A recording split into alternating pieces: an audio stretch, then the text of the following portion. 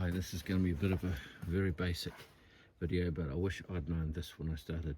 Okay, I'm trying to get this fix this key barrel. It's got the old Nissan problem with the little the steering lock button on the top of the steering barrel, and it needs to be lifted, and there's a little brass piece that gets worn out. So to get at that, here's what I did.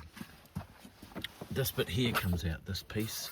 You've got to pop this out with a screwdriver, pry that out. It just pops in with clips. Okay, and then okay, they get that out first, and then these two screws under the steering column. Put the steering column up. Those two screws under there, they are Torx not T27, they're probably about, hang on, pull this out, it might tell me, smaller than 27, 25, T25, Torx, weird choice for screws, but anyway, and then you can carefully pry in and separate these two halves, this clamshell thing, and they're a bit weird to get out, and take the steering wheel up and down to make it work. If you got those two off, this little thing pries off the front of the ignition, this little cover, and then take the kick panel off. There's a screw there, right hand side. This is a right hand drive model, so if you're left hand drive, it'll be probably the reverse of this. Screw there, and you undo these two screws, just Phillips number 2. Pop this off. This pushes in. There's a push in snap, a catch in there and there somewhere, and it goes in this way. So pull that out, and then these two plugs both easily push out of here. They push forward. There's just little clips, just a little flat screwdriver, and there's this whole big plug here, and that big plug there will just pop right out.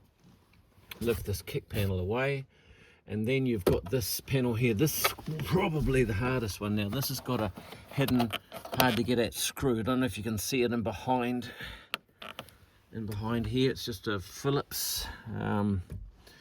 What have I done with my Phillips driver? Oh goodness. Here it is. So in there, about that angle. So can you see the angle of that on a sort of a downward angle? Phillips, and get that one out. And then there's another one exposed down here. Once you've got this kick panel out, you'll see another screw about here. And then this panel it's got, careful on the top, there's little snap catches on the top, and it just comes out. This whole top panel comes out. Put the steering wheel down again, it pops out, and lift that away. Just be gentle with it, especially gentle with those two metal catches. Okay, get that away, and then you can see the ignition. This little ring that around it goes back to it's held there by a Torx, the same T24 size screw. Now you can't get a screwdriver in there, it's in a really stupid angle. It comes in at right angles and in a bit, probably in about 50 mil, 2 inches. And so I used this little what's it, a 7, probably a 6. I didn't have a 6, or a 1/4 inch hex drive socket, 1/4 inch socket, and then a little Torx. I happen to have a little bit sorry about the rough filming, in a bit of a hurry. This little Torx bit went in to that socket. This is the wrong size socket, but I managed to make it work. And then I went into the screw like this, and I could just get in, turn the screw from the side and pull it out with my fingers, and that releases this black little coil assembly that I guess that checks if your key has the immobilizer circuit in it set right, and that slides forward and out. And then you've got the lock barrel, and this big cover piece is held on by 2 little pins, and you basically, I used, what size drill is this? That's about a 2.5mm drill, or a 2.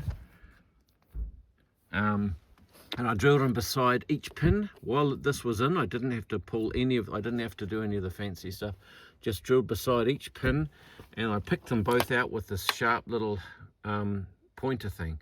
This little electrical tester had a sharp pointer. I picked both of the pins out, and I was able to use them again. And then pulled this cover off and got the lock barrel out that way, and I was able to file a ramp on the piece that needed it.